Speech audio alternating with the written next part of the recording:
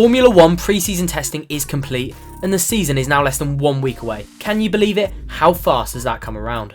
It felt like just yesterday that the season ended in Abu Dhabi. But enough dilly-dallying around, here's what we learned from pre-season testing in Bahrain in just under 3 minutes. Let's get a move on, the clock's already started. Let's start with Aston Martin, and they look very impressive, especially amongst all the confusion surrounding Lance Stroll at the moment. The Aston Martin seems to be a big upgrade on last season, and it has been totally revamped. And good, because they needed it after being somewhat disappointing last year. Whenever Fernando Alonso was on track, he looked rapid, and he seems hungry for more success with Aston Martin. Felipe Drugovich did have a few issues on day one, but don't read into that too much. If Lance Stroll can try and keep up, and at least be competitive, then they are a serious force, and they won't be looking over their shoulders, but rather looking forward to the top. It's not good news for Mercedes and my predictions, which you'll see later in the week. Aston Martin are a force to be reckoned with. Next up, McLaren, and they were the polar opposite to Aston Martin. They don't look good at all.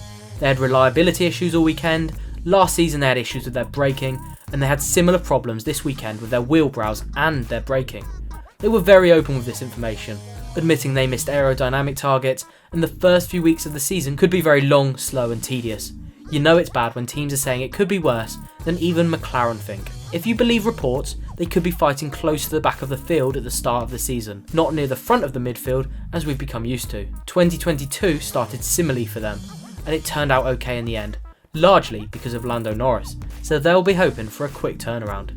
Let's go off the track for a second and focus on tyres, and more specifically, tyre blankets.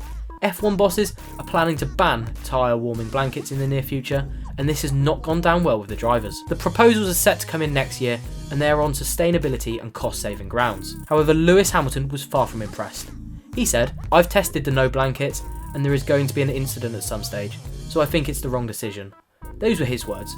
If he's not impressed, I think it's a non-starter. Back on track, let's talk about title favourites post-testing. It's clearly Red Bull.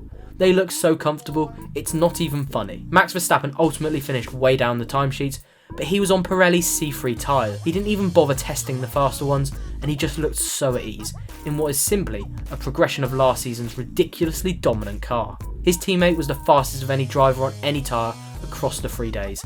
Perez had a great weekend. Like, it couldn't have gone much better for Red Bull. They are the standard this year. Ferrari, meanwhile, haven't gone backwards, but I think their expectations may have been tempered somewhat. Leclerc was very satisfied with how Ferrari went, but admitted there's still work to do, so Red Bull are strong favourites. Mercedes, meanwhile, look like they're playing catch-up again, so not a great week for them, or my predictions.